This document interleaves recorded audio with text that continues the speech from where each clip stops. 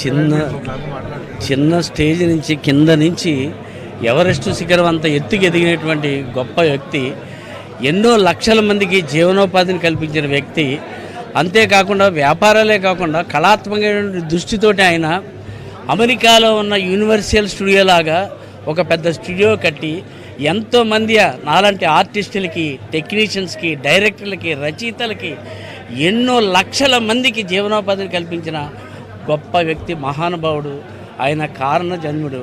అటువంటి వ్యక్తి మన రాష్ట్రంలో పుట్టడం మన పూర్వజన్మ సుకృతం. అటువంటి వ్యక్తి ఈరోజు లేడు అని అంటే మాకందరికీ ఇంట్లో దీపం ఆరిపోయినట్టుగా ఉంది. కానీ ఆయన ఆత్మకి శాంతి కలగాలని, ఇంకా ఈ స్టూడియో అసలు ఆసియా ఖండంలోనే గొప్ప స్టూడియో ఇది. ఆయన పేరు ఎప్పుడూ చిరస్థాయిగా నిలిచిపోద్ది. కానీ ఏంటంటే మేమంతా కూడా రుణపడి ఉన్నాం ఆయనకి. ఈ రుణాన్ని ఆయన ఆత్మకి శాంతి కలగాలని ప్రార్థిస్తున్నాం.